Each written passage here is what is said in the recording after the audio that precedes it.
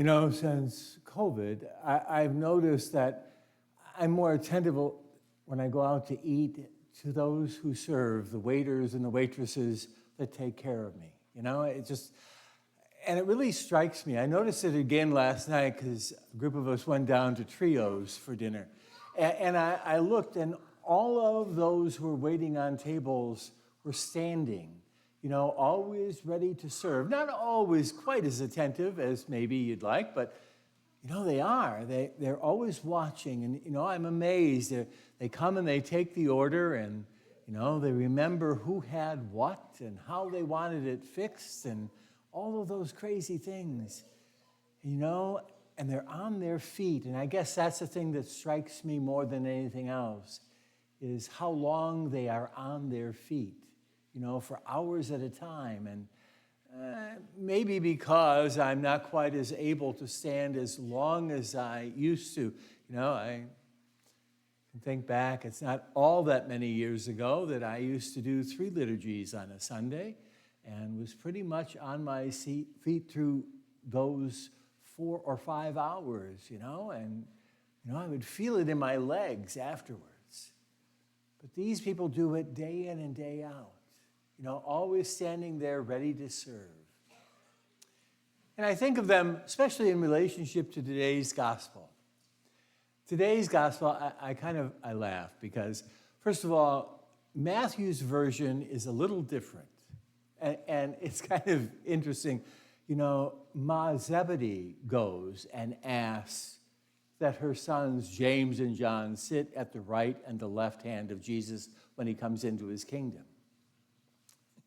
But I think Mark is probably the more accurate story, and he puts the blame on the 2 boys.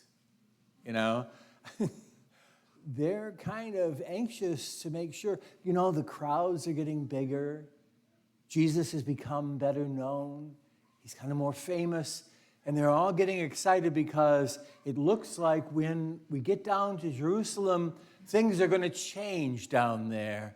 And it'll be profound. And despite the fact that Jesus had told them already 3 times that he's going to suffer and die there, they somehow never heard that part.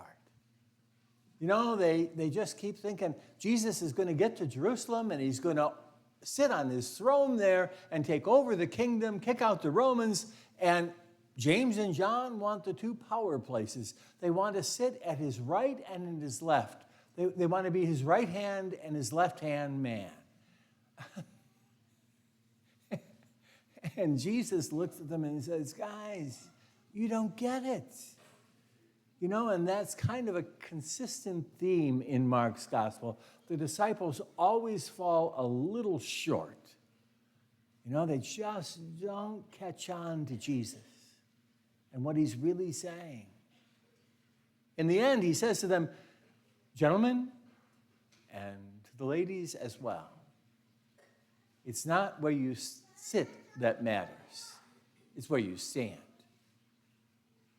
I've come to stand in service of others. And those who are going to join me are going to stand to serve others as well. That's the heart of his message. He came to proclaim the kingdom of God and to be the servant of that kingdom. In fact, he would be the greatest of all the servants of that kingdom because he would give his life for the sake of that kingdom.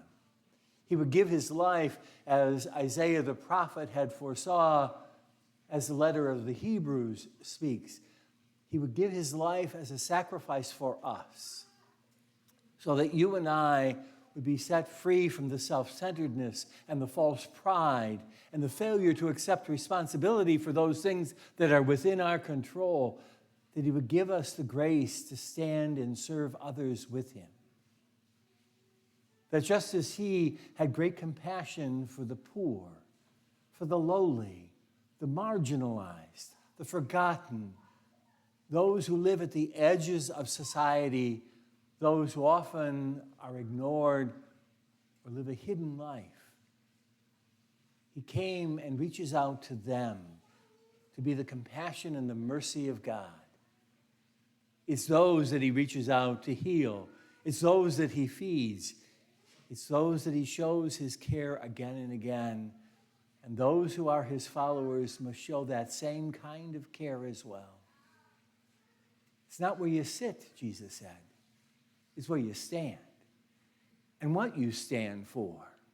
Do we stand for the gospel values that Jesus revealed to us again and again in the way he gave of himself, in the way he taught us? Do we follow those teachings, and do we follow others who proclaim those same teachings, not in their words, but in the way they live? That's critical. It's not where we sit that matters. It's where we stand and who we stand with and what we stand for. That in the end, we're judged not by where we sit, but where we stand. How we live our life in this world, what we stand for, what we live for, will determine where we sit in the world to come. And Jesus makes that clear as we celebrate again the one who gave himself for us all, so that you and I might learn to give as he taught. It's not where you sit that matters. It's where you stand.